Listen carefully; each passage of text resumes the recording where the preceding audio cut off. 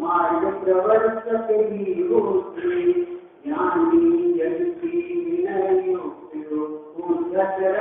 तथा लोकस्य मृदुलायित मांसाली पतिगुण से होते संग्रह धर्म कथा सुना होता दुखों से तथा सुख कर और दयालु युक्ति के शुद्ध मर्यादा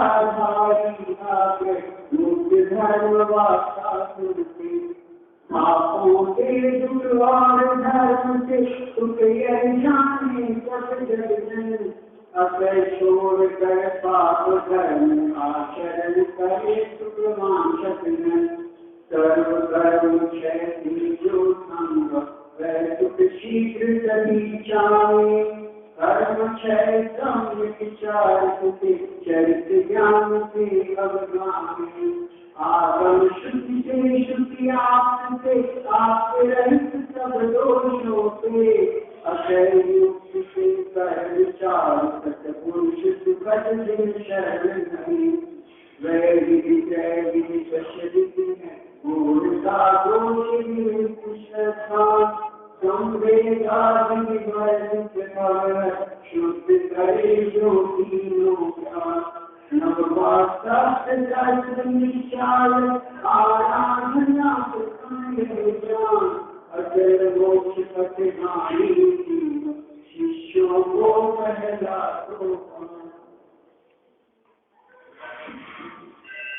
यहाँ आत्मानुशासन नामक ग्रंथ में आचार्य गुणभद्र स्वामी उपदेश देते हुए ये कहते हैं कि हमारा यह उपदेश पाप का नाशक है, सुख प्रदान करने वाला है, जगत के जीवों के लिए भला करने वाला है, उनका उपकार करने वाला है।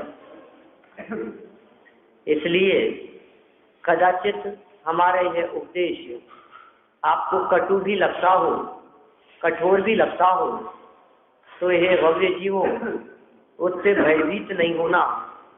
कड़वी औषधि के समान जिस प्रकार रोगी उसे ग्रहण करने से डरता नहीं है, ठीक उसी प्रकार हमारे कटु वचनों को भी भयभीत हुए बिना संसार रूप को दूर करने के लिए सेवन करना। सच्चा उपदेश देने वाले दुनिया में बहुत दुर्लभ है। मीठी मीठी बातें करेंगे, लेकिन हम जो आपको उपदेश दे रहे हैं यह उपदेश धर्म बुद्धि से दे रहे हैं, माने सच्चे सुख की प्राप्ति के लिए दे रहे हैं, आपके कल्याण की भावना। हाँ, जगत के जीवों के कल्याण की सहज भावना से दिया गया उपदेश वही सच्चा उपदेश है। और ऐसे उपदेश दाता में कौन कौन से गुण होने चाहिए, कैसी विशेषताएं होनी चाहिए, वो बात भी यहाँ 5वें श्लोक के माध्यम से आचार्य देव स्वयं कह रहे हैं। पेज नंबर 5 पर कल हमने मूल पंक्तियां पढ़ी है, आचार्य देव की पद्यानुवाद भी पढ़ा है। एक बार पद्यानुवाद पढ़ लेते हैं, 5वां श्लोक, और फिर नीचे और का अर्थ दोबारा पढ़ेंगे।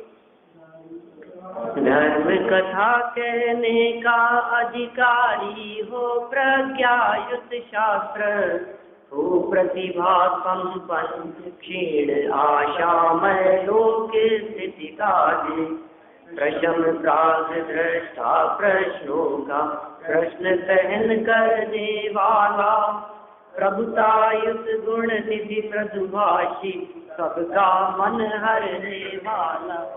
ऐसा होना चाहिए उपदेश दाता। मतलब इतना सरल पद्यानुवाद लिखा है कि आगे नीचे कुछ पढ़ने की जरूरत ही नहीं है। माने इन हिंदी पंक्तियों से ही अपने को बात बिल्कुल स्पष्ट ख्याल में आ जाती है। देखिए, फिर भी अर्थ पढ़ता हूँ। धर्म कथा कहने वाले सभा नायक गणी में निम्न गुण होना चाहिए। सभानायक, उपदेशदाता, वक्ता, उसमें निम्न गुण होने चाहिए। पहला गुण बताते हैं, वह बुद्धिमान होना चाहिए, क्योंकि बुद्धिहीन में वक्तापना संभव नहीं है। तो बुद्धिहीन होगा तो क्या वक्ता होगा? तो बुद्धिमान तो होना चाहिए ना। हाँ, जिसमें सहज बुद्धि हो, हिताहित के विचार रखने वाला हो, विवेकवान हो, ऐसा बुद्धिमान व्यक्ति चाहिए, उसी के वक्तापना संभव है, अन्य के नहीं। फिर दूसरी बात, वह समस्त शास्त्रों के रहस्य का जानकार होना चाहिए, क्योंकि शास्त्रों के सांगोपांग ज्ञान बिना यथार्थ अर्थ भाषित नहीं होता। क्या कह रहे हैं? देखो, सब शास्त्रों को पढ़ाओ ऐसा नहीं कह रहे, सब तो शास्त्र तो अनंत शास्त्रम बहुलश्च विद्या अल्पश्च कालो बहुविघ्नता, बहुत है शास्त्र तो अनगिनत है। उन अनगिनती शास्त्रों को पढ़ना, सुनना, समझना कहाँ तक संभव है? ये बात पॉसिबल नहीं है बिल्कुल भी कि सारे शास्त्रों को पढ़ा हुआ हो।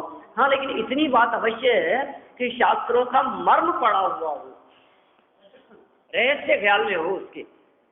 माने किसी भी शास्त्र को पढ़े, रहस्य यदि जानता है तो फिर कोई बाधा नहीं। आप लोग यदि मूल रहस्य को यदि एक बार पकड़ लेते हैं तो फिर कोई फर्क नहीं पड़ता है क्या? मूल रहस्य को जान लेने के बाद में फिर कोई भी शास्त्र पढ़ो, चाहे प्रथमानुयोग का हो, चाहे चरणानुयोग का हो, करणानुयोग हो, चाहे द्रव्यानुयोग हो, किसी भी अनुयोग का ग्रंथ हो, किसी भी आचार्य के द्वारा लिखा गया ग्रंथ हो, लेकिन यदि रहस्य एक बार हमारे ख्याल में आ गया, रहस्य निकालना यदि आ गया, ऐसा कह सकते हैं शास्त्रों को पढ़ने की यदि कला आ गई हमारे में, तो फिर कोई भी हो ना, क्या फर्क पड़ता है? ये कह रहे हैं समस्त शास्त्रों के रहस्य का जानकार होना चाहिए। दूसरा पॉइंट है ये, क्योंकि शास्त्रों के सांगोपांग ज्ञान बिना यथार्थ अर्थ भाषित नहीं होता। आगे पीछे का ज्ञान होना चाहिए, क्या प्रकरण आने वाला है। तत्वार्थ सूत्र पढ़ा रहे हैं, उन्हें पता होना चाहिए आगे क्या आने वाला है, क्या विषय प्रतिपादित कर चुके हैं। देखिए, बुद्धिमान कहा पहले पॉइंट में, और दूसरे पॉइंट में कहा कि यथार्थ अर्थ भाषित होना चाहिए। इन दोनों को यदि अपन जोड़े तो ऐसा कह सकते हैं, बुद्धिमान होगा तो पिछली बातों को याद रखेगा, क्या कह चुके हैं, और बुद्धिहीन होगा तो यही होश नहीं है क्या कह चुके हैं, उसके विपरीत बात आगे कहने लगे। कौन सी अपेक्षा से कथन है? फिर शास्त्रों का रहस्य जानने वाला हो, रहस्य जानने में आगे जनागम में क्या बात कहने वाले हैं, इस ग्रंथ में आगे क्या बात कहने वाले हैं, और ये जो बात आचार्य देव ने कही है वो किस अभिप्राय से कही है, ये रहस्य जानने वाला हो। शब्द कुछ होते हैं, शब्दों के पीछे छिपा हुआ भाव कुछ होता है। यहाँ शब्द जानने की बात नहीं है, शब्द ज्ञान तो असैनी पंचेंद्रिय को भी होता है, कर्णेंद्रिय है ना उसके, असैनी पंचेंद्रिय जो है उसके कर्णेंद्रिय है ना, लेकिन मन नहीं है, विवेकशील नहीं है। शब्द तो सुनता है लेकिन भाववासन नहीं होता। मैं आपसे पूछता हूं, 2 महीने का बालक शब्द सुनता है कि नहीं सुनता है? 2 महीने 6 महीने का बालक भी शब्द तो सुनता है, और कदाचित 6-8 महीने का बालक शब्द सुन करके आपकी तरफ झांकने भी लगे, गर्दन भी घुमा ले, लेकिन तो भी वो उन शब्दों का रहस्य नहीं समझता है। तो यहाँ कह रहे हैं शब्द जानना, शब्द कहना, प्रतिपादन करना, कठिन से कठिन शब्दों का उच्चारण कर लेना, इतना मात्र पर्याप्त नहीं है। उसी व्यक्ति के वक्तापना योग्यता है जो जिनागम के, जिनवाणी के उन वचनों के रहस्य को समझता हो कि इसके पीछे छिपा हुआ भाव क्या है। अपने पंडित साहब कहा करते थे, एक बच्चा बाहर खेल रहा था और किसी ने जाकर के कहा कि अरे अरे तेरी माँ मर गई, अब फिर भी खेल रहा है, तो क्या मतलब है इसका?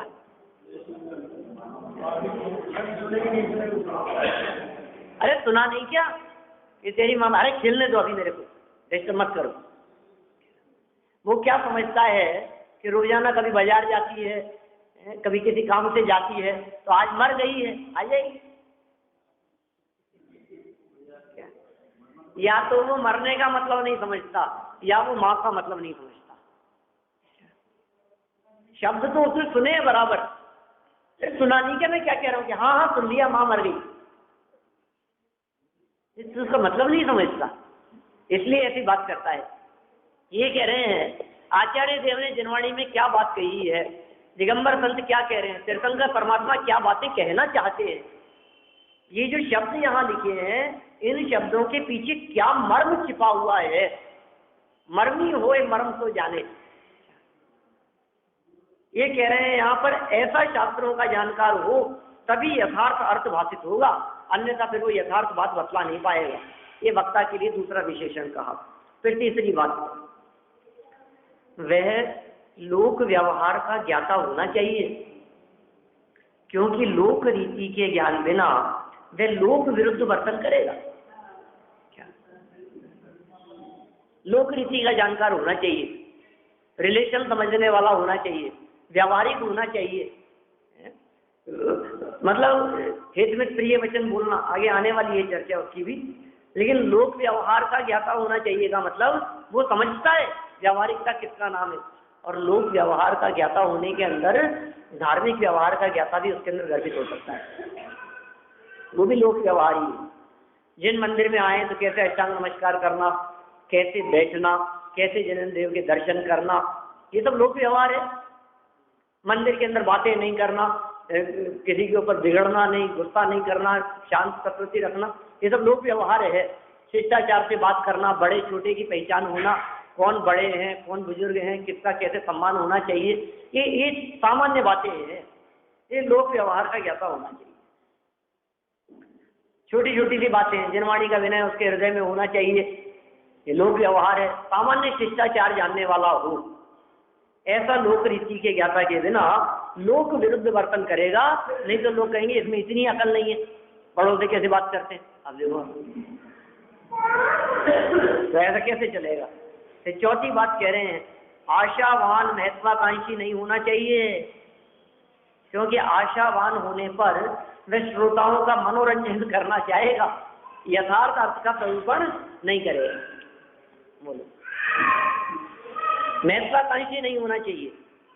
आशावान का अर्थ अपन ऐसा समझते हैं कि उम्मीद तो होनी चाहिए, सब आशावान तो होना ही चाहिए, निराश थोड़ी ना होना चाहिए। अभी समझ जी ने बहुत सुंदर बात की थी शिविर में, निराश शब्द का अर्थ किया था, है ना?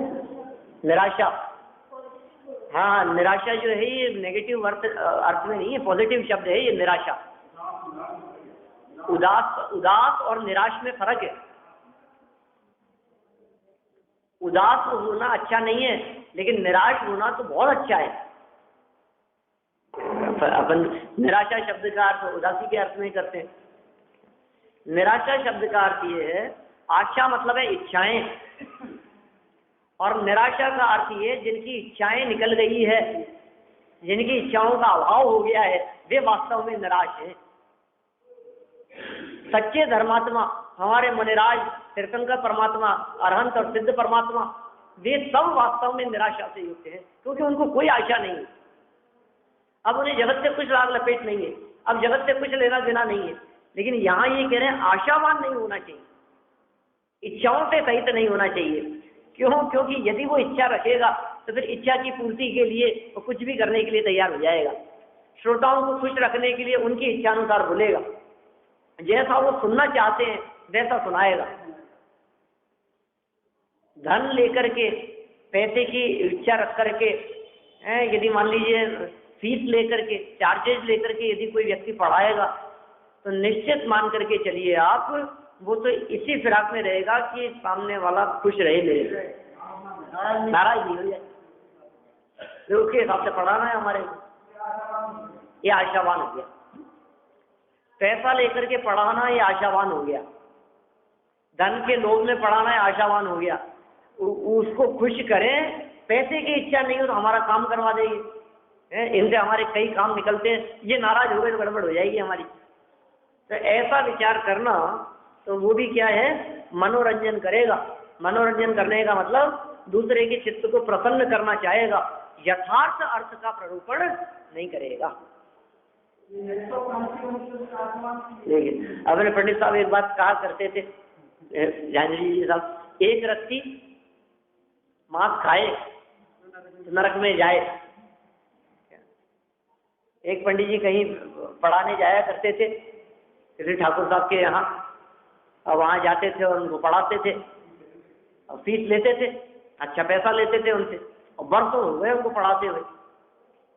एक दिन किसी काम से जाना था तो उन्होंने अपने बेटे को भेज दिया 2 दिन के लिए कि मैं जा रहा हूँ, 2 दिन तू पढ़ाया ना उनको।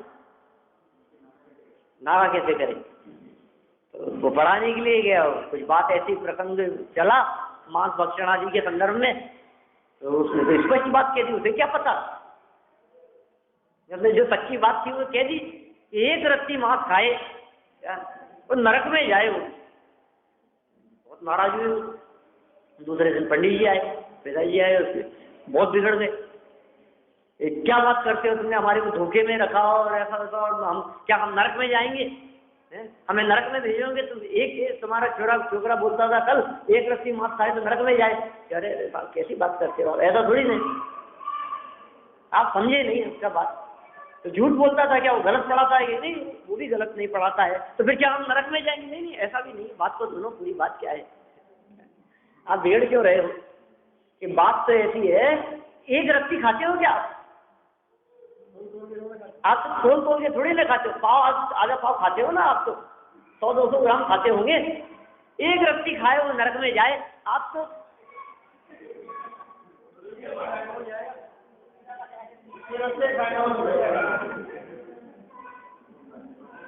देखो, जिसको महत्वाकांक्षा है, जो सामने वाले को खुश करना चाहता है, वो तो बात को कहीं भी इधर उधर घुमा देगा, जैसे तैसे करके सामने वाले को खुश रखने का प्रयास करेगा।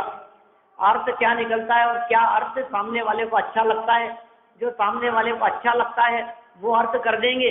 लेकिन आचार्य देव जो बात कह रहे हैं वो अर्थ होना चाहिए, ऐसा अभिप्राय उनका नहीं रहता। जो आशावान होते हैं, महत्वाकांक्षी होते हैं, जगत जनों का या श्रोताओं का मनोरंजन करने वाले होते हैं। देखिए आगे 5वां पॉइंट कहते हैं, मतलब देखिए चौथे पॉइंट के अंदर निर्लोभी वृत्ति आ गई।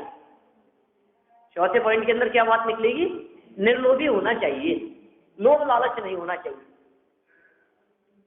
और जगत में ऐसा दिखाई देता है, सबकी अपनी अपनी फीस है, सबका अपना अपना वो है, और जिसकी जितनी ज्यादा फीस है वो उतना बड़ा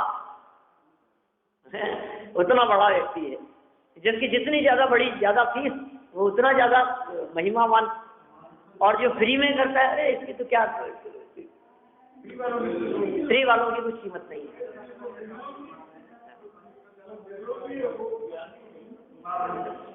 ऐसा भी जब त्याग धर्म की चर्चा करते हैं तो उन्होंने उसमें लिखा, धर्म के 10 लक्षण पुस्तक में ऐसी चर्चा। ये समाज का दुर्भाग्य ही समझना चाहिए कि आज ज्ञानियों की, विद्वानों की, पंडितों की पहचान भी, प्रतिष्ठाचारियों की, और जो ज्ञान से जिनकी महिमा होनी चाहिए उनकी महिमा भी ज्ञान के आधार पर न होकर त्यागियों की, तपस्वियों की, मुनिराजों की महिमा तक भी ज्ञान के आधार पर नहीं है, वैराग्य के आधार पर नहीं है, संयम के आधार पर नहीं है। अभी तो किसके आधार पर उनकी महिमा आंकते हैं समाज के लोग? हम लोग किस आधार पर उनकी महिमा नापते हैं? वे समाज से कितना पैसा इकट्ठा करवा सकते हैं, इस आधार पर हम उनकी महिमा नापते हैं। वे कितनी भीड़ इकट्ठी कर सकते हैं, कितने लोगों को इकट्ठा कर सकते हैं, कितना चंदा इकट्ठा करवा सकते हैं, हमारे मंदिर में कितनी आमदनी करवा सकते हैं, इस आधार पर हम मुनिराजों, विद्वानों, ज्ञानी धर्मात्माओं की महिमा समझते हैं। अरे उनको बुलाओ, उनको बुलाते तो देखते आप मंदिर क्या से क्या हो जाता। मतलब जिस व्यक्ति में ज्यादा पैसा खींचने की सामर्थ्य हो वो बहुत बड़ा व्यक्ति है, और जो व्यक्ति पैसे से दूर रहता हो उसकी कोई वक़्त नहीं है। यहाँ टोडरमल जी साहब ने कह दिया, कम से कम वक्ताओं को इस चीज से दूर रहना चाहिए।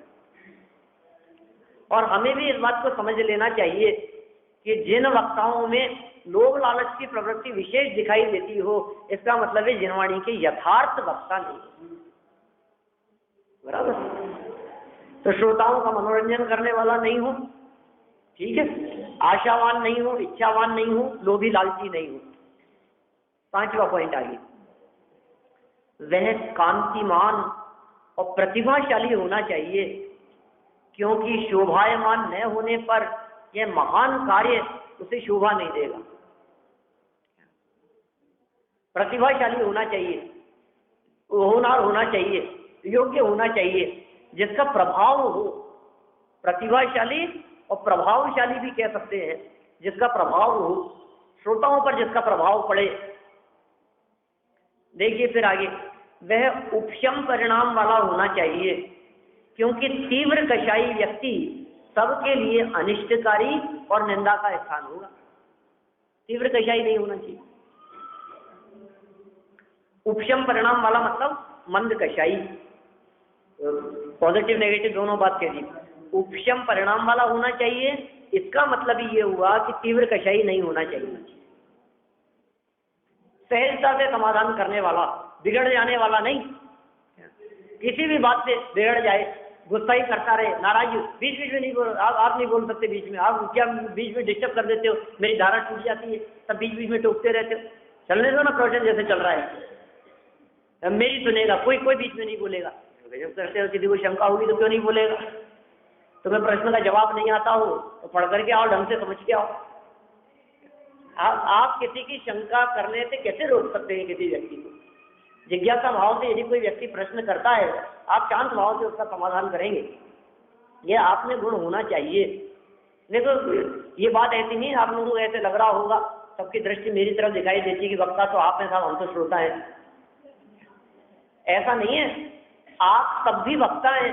कब? जब आप 4 लोगों के बीच में बोलते हैं। वक्ता शब्द का अर्थ होता है बोलने वाला। क्या भैया?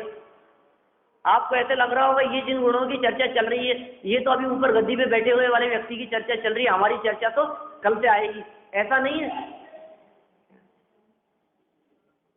माने फिर तो आप ये भी सोच सकते हैं कि ये तो वक्ता के गुण हैं, आप चलाओ, हम तो कल से आएंगे, आज हमारा कोई काम नहीं है। ये सब में वक्ता के गुण होने चाहिए, क्योंकि 2 लोगों के बीच में खड़े होकर के जब हम बोलते हैं तब हम भी वक्ता हो जाते हैं। जब हम किसी व्यक्ति को कोई बात समझा रहे होते हैं तब हम भी वक्ता हो जाते हैं। यहाँ वक्तापन के जो ये गुण बतलाया है, इसके अंदर ये बात गर्वित कर ली है कि आपकी कही गई बात का प्रभाव तभी पड़ेगा जब आप उपशम भाव से युक्त होंगे, तीव्र कषाय से युक्त होकर के यदि किसी व्यक्ति को कोई बात समझाने का प्रयास करेंगे तो आप समझ लीजिए आपका वक्तापन का गुण नहीं है, और निश्चित रूप से वो बात सामने वाले पे असर नहीं करेगी। जब आप बच्चे को समझाते हैं तब भी वो श्रोता होता है और आप वक्ता होते हैं। बस जब अपने 4 दोस्तों के बीच में बैठ करके आप कोई बात कह रहे होते हैं तब आप वक्ता होते हैं और आपके 3 दोस्त श्रोता होते हैं। ऐसे उस काल में आप में कौन से गुण होने चाहिए? मृदुभाषी होने चाहिए, सिर्फ मनोरंजन प्रयोजन नहीं होना चाहिए, ठीक है ना? कुछ उनका भी हित होना चाहिए। उनका हित मुख्य रख करके यदि कोई कटु बात भी कही जाए तो कोई ऐतराज नहीं है। और साथ में इन्होंने क्या बात कह दी? तीव्र कषाय में यदि आप उनको कोई बात कहेंगे तो कहेंगे रोज ऐसे बकते रहते हैं, तो मतलब नहीं, रोज इनके एक ही काम है। बोलो आप घर में महसूस करेंगे ये बात। जिन लोगों के बच्चे सामने जवाब देते हैं किसी बात को सुनने पर, इसका मतलब ये है कि कहीं ना कहीं सामने जवाब सुनने वालों ने ये गलती की है, उनमें वक्तापन के गुण नहीं दिखाई दिए, इसलिए गड़बड़ हो रही है। सब नाराज होकर के कहते रहते हो, बात बात में टोकते रहते हो, बात बात में बिगड़ते रहते हो, नालायक है तो सुधरेगा ही नहीं, ये मानेगा थोड़ी ना मैं कह रहा हूँ। तो अब देखो, अब आप क्या कह रहे हैं वो भी समझता है, ऐसे बकते रहेंगे। आप बकता है उस समय, आप बच्चे से कैसे बोल रहे हैं, आप पोते से कैसे बोल रहे हैं, आप बहुओं से कैसे बोल रहे हैं, या बहू साहब से कैसे बोल, कोई भी जिस समय जो बोल रहा है उस समय वो वक्ता है। तो वक्ता के गुण बतला है। वक्ता के गुण का मतलब बोलने वाले के गुण, बराबर। यद्यपि जनरल बातें करने वालों के लिए यहाँ वक्ता शब्द का प्रयोग नहीं किया जा रहा है, यहाँ वक्ता शब्द का प्रयोग और वक्ता की जो गुण बतलाए जा रहे हैं वे सिर्फ जिनवाणी का प्रतिपादन करने वाले वक्ता के लिए कहे जा रहे हैं। लेकिन ये गुण यदि जनरल में भी हम जब बोले और ऐसे गुणों से युक्त होकर के बोले तो आप देखिए हमारी वाणी का कितना प्रभाव पड़ेगा, हमारी वाणी कितनी प्रभावशाली होगी। माने यदि ये बात जीवन में उतर जाए तो निश्चित रूप से हमारी बात सुनने वाले में बहुत जबरदस्त असर होगा, हुए बिना नहीं रहेगा। और आप ये कहेंगे साहब हमने तो बहुत प्यार से भी कहा था फिर भी असर नहीं हुआ, कोई बात नहीं, आप घबराइए मत, आप अपना धैर्य मत खोइएगा। यदि वो धीरे बोलने पर नहीं सुनता है तो तेजी में आने की जरूरत नहीं है, आप फिर भी धीरे बोलिए, आप फिर भी धीरे बोलिए। लेकिन होता ऐसा है, एक दो बार तो हम धीरे बोलते हैं, मृदुता से बोलते हैं, फिर दो तीन बार के बाद में तो फिर हम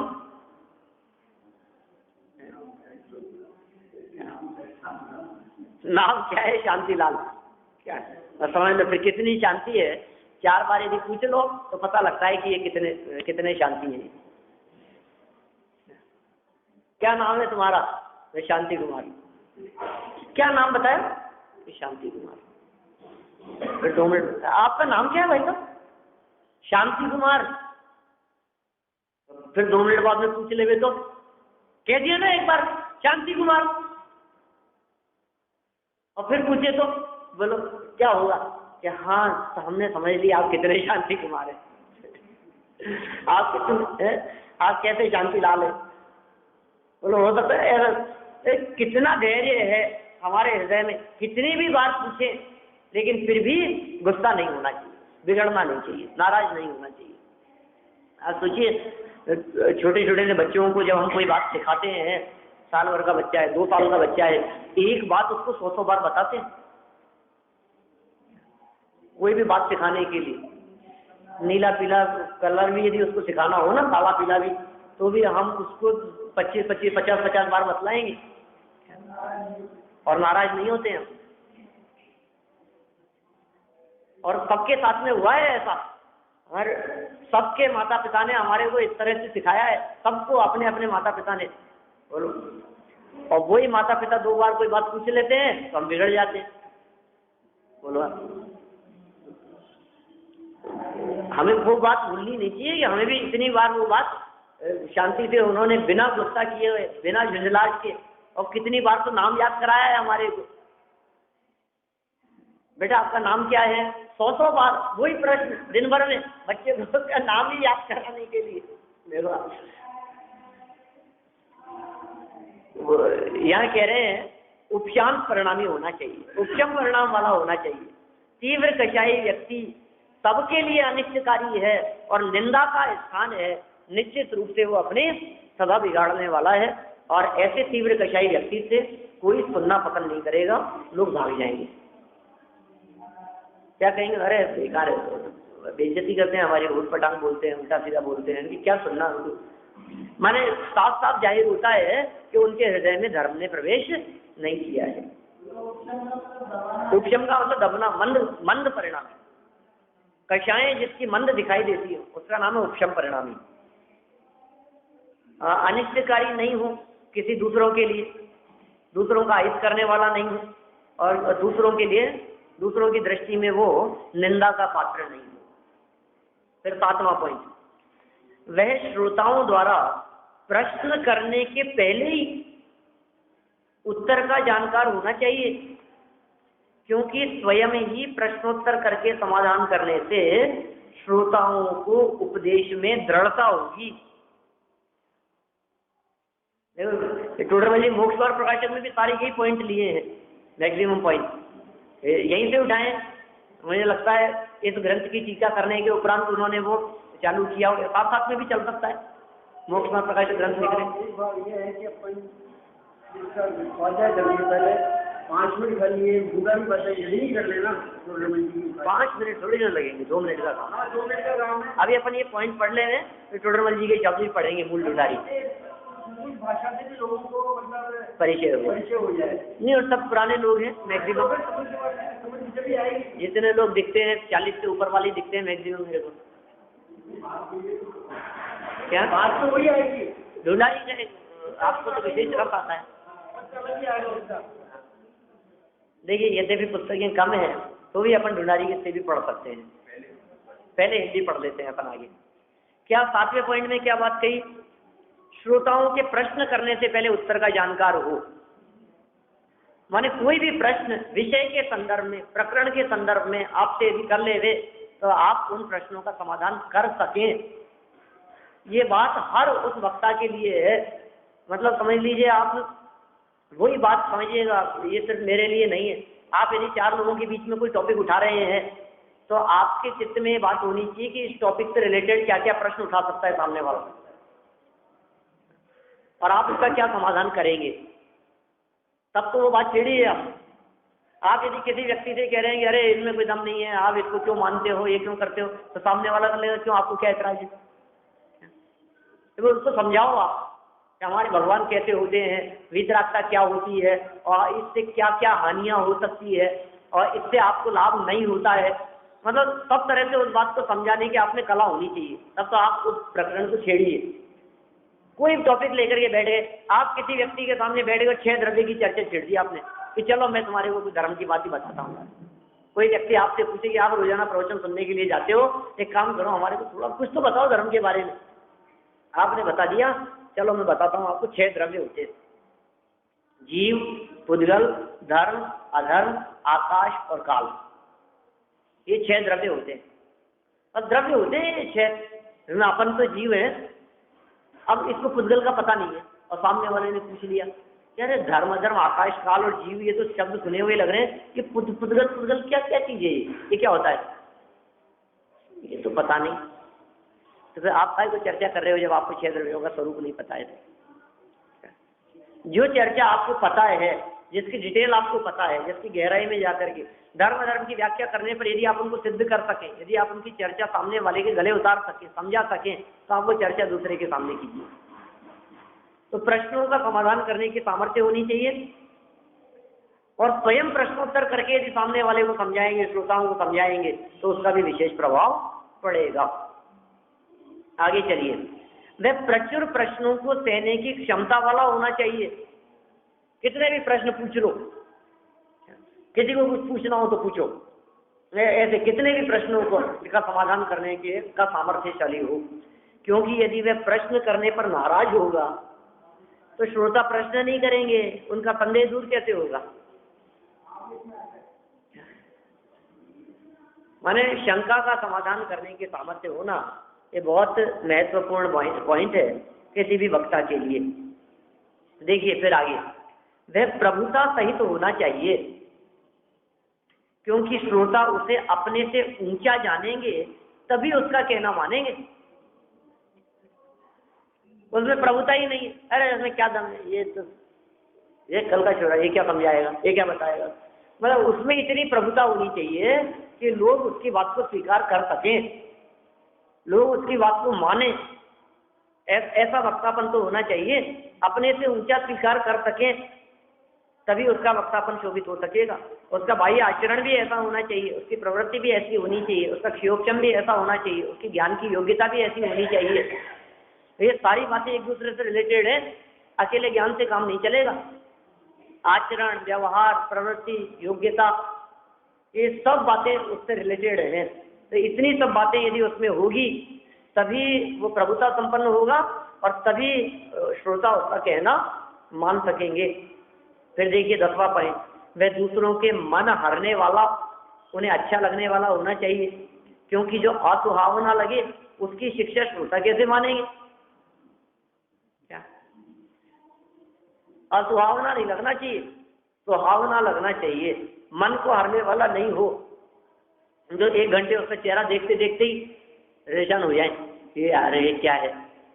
बुरा लगने वाला नहीं होना चाहिए कम से कम, मतलब ऐसा नहीं हो। इसलिए देखिए अंग भंग नहीं होना चाहिए, ऐसा पॉइंट दिया है। यहाँ तो नहीं दिया टोडरमल जी ने, लेकिन मोक्ष मार्ग प्रकाशक में टोडरमल जी ने ऐसी चर्चा की है। मानी एक आंख जिसकी ऐसी मिची हुई हो, एक कान जिसके नहीं हो, मुंह जिसका टेढ़ा हो, है हाथ जिसका, ऐसा मतलब अंग भंग यदि वक्ता होगा तो श्रोताओं पर विशेष प्रभाव नहीं डाल सकेगा। वो क्या ज्ञानी हो, वो अष्टावक्र जैसी दशा होगी, सभा में प्रवेश करते भले कितने भी ज्ञानी हो, लेकिन लोग तो हंसेंगे एक बार तो देख करके उसे, हंसी का पात्र बन सकता है। इसलिए गद्दी का अधिकारी में कितने गुण होने चाहिए, तो गद्दी का अधिकारी। हाँ सही बात है। तो इसलिए दूसरों का मन हरने वाला होना चाहिए। अरे चेहरे मात्र से लोग आकर्षित हो जाते हैं, देखने मात्र से आकर्षित करने वाला हो तो लोग आकर के उसकी चर्चा को सुने, आकर के बैठे तो सही। जिसके पास में बैठना ही नहीं अच्छा लगता हो, अब कैसे उसकी बात को सुनेंगे? कई बार बड़ी बड़ी कंपनियों में इसी बात के लिए लोग, हाँ बिल्कुल, तो बड़ी बड़ी कंपनियों में इसी बात के लिए नौकरी मिलती है। देखो ये श्रोताओं कैसे मानेंगे? असुहावना यदि लगेगा तो चित्त को आकर्षित करने वाला होना चाहिए, सहज ही आकर्षित करने वाला हो। इसको यदि कर्म प्रकृतियों की दृष्टि से यदि मैं बात करूं तो सुभग नाम की कर्म प्रकृति का उसके उदय होना चाहिए। सुभग कर्म प्रकृति है ना, नाम कर्म के वेदों में एक सुभग कर्म प्रकृति है और एक दुर्भग कर्म प्रकृति है। बहुत ज्यादा सुंदर हो तो ऐसी बात नहीं है कि वो जगत के जीवों को आकर्षित करने वाला हो, ऐसी बात भी नहीं। क्या माने ये जो सुहावना लगने वाली जो बात चल रही है, ये सुहावना लगने वाली बात शारीरिक सौंदर्य की बात नहीं है अकेला। क्या योग्यता, माने ऐसी योग्यता होनी चाहिए। कई ऐसे लोग भी होते हैं जो बाहर में बहुत ज्यादा सुंदर तो नहीं हो, लेकिन फिर भी यदि उनसे बात करो तो आपको ऐसे लगता है कि यार इनके पास में तो अपन बहुत देर बैठे रहे तो निहाल हो जाए, इनके साथ में चर्चा करते रहे, इनसे बातें करते रहे, अपन बैठे रहे, इनसे कुछ सुनते रहे, ऐसा लगता है। ऐसे चित्त को आकर्षित करने वाला व्यक्ति होना चाहिए। क्या वाक चातुर्य की बात नहीं, गुणवान होगा तो सहज ही उसके गुणों से आकर्षित होंगे लोग। ऐसी सुंदरता किसी काम की नहीं है, गुणहीन सुंदरता किसी काम की नहीं है, निरर्थक है। बोलो आपके पास में अपने पुत्र वधू लाने के लिए दो ऑप्शन है। एक ऑप्शन तो ऐसा है कि जिसमें बहुत बहुत बहुत सुंदर बहू आपके यहाँ आ सकती है, लेकिन गुण उसमें कुछ नहीं है। क्या और दूसरा ऐसी पुत्र वधू आ सकती है जो बहुत सुंदर तो नहीं है, क्या लेकिन फिर भी इतना व्यवहारिक जरूर है कि वो आपके घर में यदि कोई आता है तो उससे ढंग से बात करे, पूछे, व्यवहार कुशल है, मृदुभाषी है, हंसमुख है, तो बोलो आप किसको अपने यहाँ लाना पसंद करेंगे? बोलो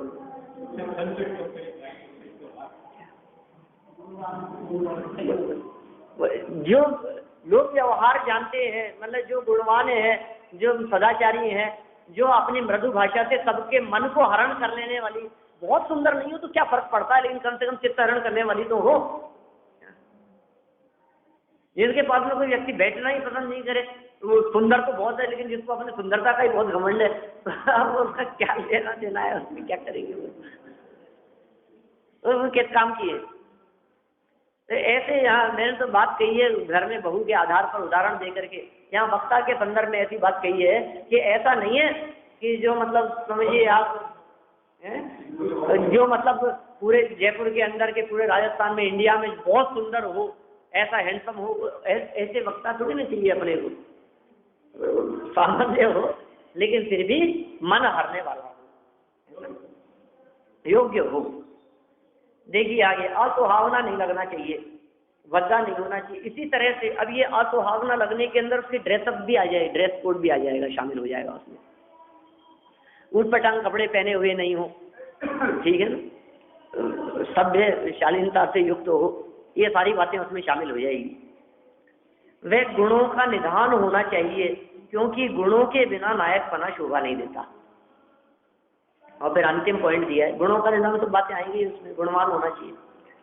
वह स्पष्ट और मिष्ट वचन कहने वाला होना चाहिए, क्योंकि स्पष्ट वचन कहे बिना लोग समझेंगे नहीं, और मिष्ट वचन कहे बिना श्रोताओं को सुनने की रुचि नहीं होगी। स्पष्ट वचन का अर्थ यह है, भाषा का उच्चारण भी स्पष्ट होना चाहिए। तो चला के बोलता हो, आधी बात सामने वाले के समझ में नहीं आती हो, स्पष्ट शब्द निकलते हो, तो होगा बताओ, तो समझ में नहीं आएगी कोई बात। तो ये कह रहे हैं एक तो स्पष्ट बात, उनके उच्चारण, भाषा शैली, क्लियरिटी होनी चाहिए वॉइस में, ठीक है ना।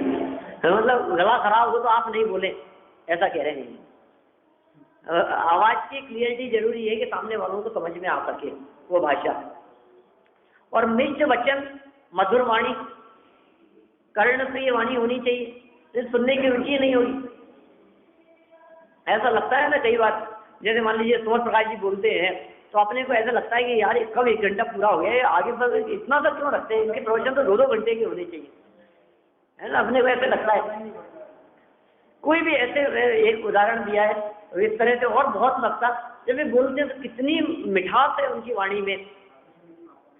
भाषा समिति में आता है ना, हित में प्रिय वचन बोलना, भाषा की मधुरता, वाणी की मधुरता, वो वाणी की मधुरता चित्त को आकर्षित करने वाली होती है, और ऐसी वाणी की मधुरता जिसके हृदय में होती है उसके वक्तापन विशेष शोभायमान होता है, अगर सुनने की रुचि नहीं होगी अन्यथा। भावार्थ क्या है, जिसमें उक्त गुण हो वही शास्त्र कहने का अधिकारी हो सकता है। शास्त्र कहने का अधिकारी ऊपर कहे गए गुण वाला ही हो सकता है। एक आदमी माइनस पॉइंट हो गया इसमें से तो काम नहीं चलेगा। नहीं तो ऐसा गणी हुई और औरणी की निंदा व औरणी करी निंद न हुई, ऐसी रीति करी धर्म कथा कहे। एक आ गई नहीं बात, ये निंद न हुई, ये बात तो कहाँ ले ली इन्होंने, अपने पढ़ी थी ना ये, नहीं 6 नंबर के पॉइंट में दे दी थी वो बात। बहुरी स्पष्ट और मीठे जाते उपदेश रूप वचन हुई, जाते प्रकट वचन बिना समझे नहीं मीठा बोले बिना रुचि न हुई, ऐसा नहीं हुई। अभी पढ़ते हैं उसको भी अपन, लेकिन ये जो बात है ना आपने जो कही है ये बात अनिष्टकारी और निंदा का स्थान होगा तो वो शोभायमान नहीं होगा। ये बात इन्होंने अनुवाद करते समय ऊपर ले लिए। ये तो अनुवादक की इच्छा पर निर्भर करता है, वाक्य के ऊपर नीचे तो कर ही सकता है ना, बात पूरी आ जाए। हाँ बस ये सारे गुण होने चाहिए, इस तरह से वो तभी वो वक्तापन उसमें शोभित होता है। मैं यहाँ इसमें एक बात ये कहना चाह रहा था कि जिसमें उक्त गुण हो माने सभी गुण होने चाहिए, एक भी माइनस पॉइंट हो गया, मान लीजिए सारे गुण उसमें दिखाई देते हैं, मंद कषाई है, मृदुभाषी है, हित में प्रिय वचन बोलने वाला है, शंकाओं का समाधान करने वाला है, सब बातें उसके अंदर है, लेकिन लोभी बहुत है। गड़बड़ हो गई ना, और लोभी नहीं होंगे और सारे गुण उसके अंदर दिखाई दे रहे जो गुण गए हैं, लेकिन गुस्सा बहुत तेज है। ख्याल में आ रही है बात, लोक रीति को जानने वाला नहीं हो, नैतिक आचरण वाला नहीं हो, बाह्य व्यवहार कुशल नहीं हो, माने सारे गुण एक व्यक्ति के अंदर सुशोभित हो तब उसके वक्ता बना शोभित होता है। ऐसी बात इन्होंने यहाँ 5वें छंद के अर्थ में कही है। मैं टोडरमल जी की मूल पंक्तियां पढ़ देता हूँ, पढ़ता हूँ, आपको वैसे ही समझ में आएगी, ठीक है ना। कोई बात होगी तो अपन बात करेंगे भी, तो नहीं तो आगे कल पढ़ेंगे। देखिए पेज नंबर 4 पर है, ढूंढारी पुस्तकें कम है, 1-2 ही पुस्तकें हैं, यहाँ से पढ़ता हूँ, ध्यान से सुनिए। ऐसा गणी सभा नायक हुई सो धर्म कथा को कहे, कैसा बुद्धिवान हुई जाते बुद्धिहीन का वक्ता पढ़ा बने नहीं। बहुरी पाया है समस्त शास्त्रनी का रहस्य जिन्हीं, ऐसा हुई जाते अनेक अंग जाने बिना यथार्थ अर्थ भाषे नाई। बहुरी प्रकट है लोक व्यवहार जाके, ऐसा हुई जाते लोक रीति जाने बिना लोक विरुद्ध होए। बहुरी प्रकर्ष पने अस्त भई है आशा जाके, ऐसा हुई प्रकर्ष पने अस्त भई है आशा जाके, उत्कृष्ट रूप से इच्छाओं का जिसने अभाव कर दिया है।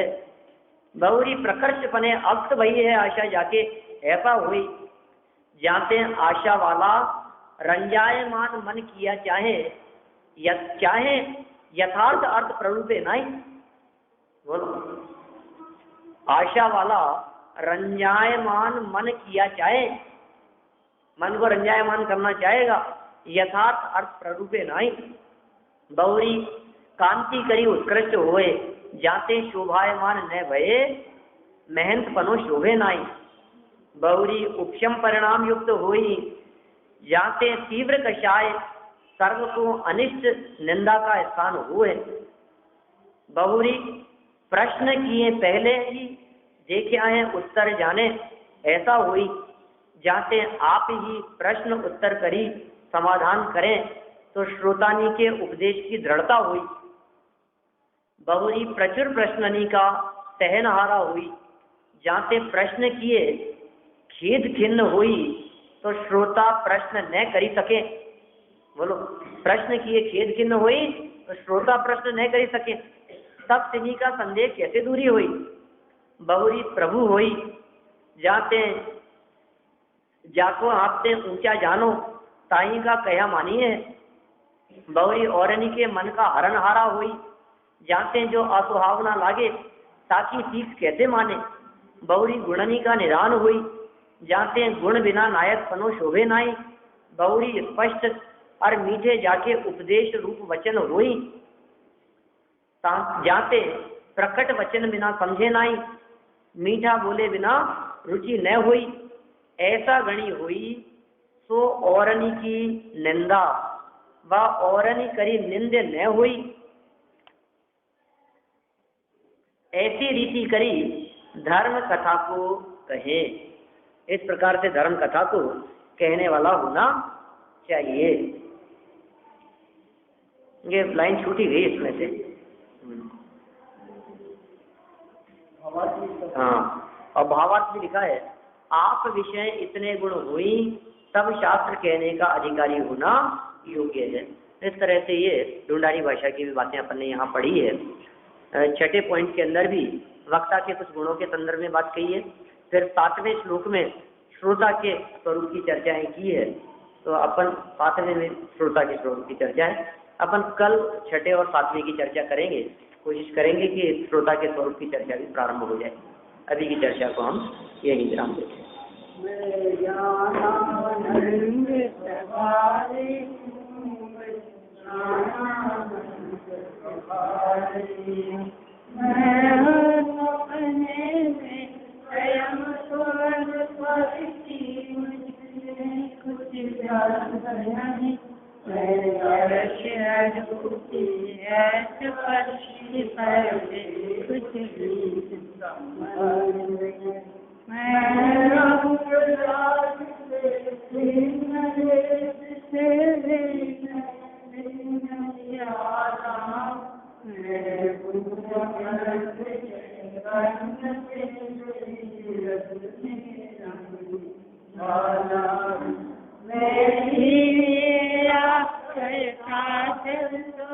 मुझमें पछता कुछ काम नहीं, मैं मुझमें रहने वाला हूँ, पर मेरा शाम नहीं।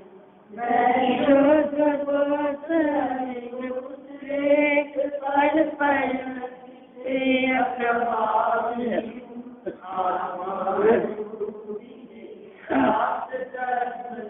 ज्ञानानंद मैं ज्ञानानंद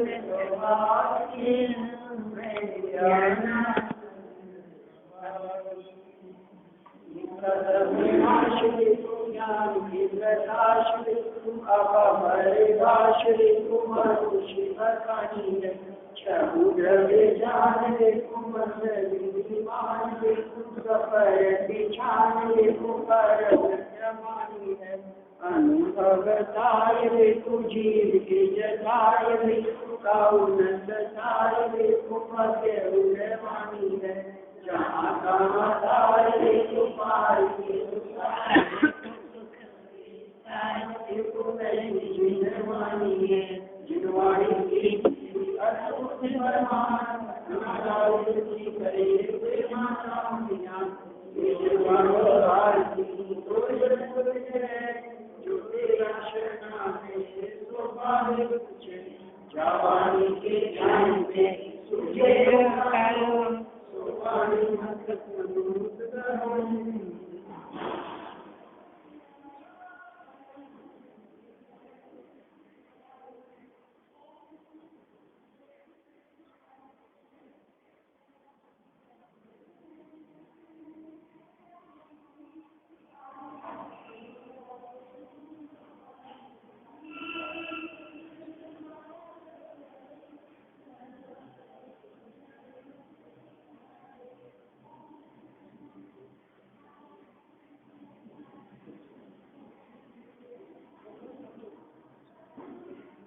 शांति मन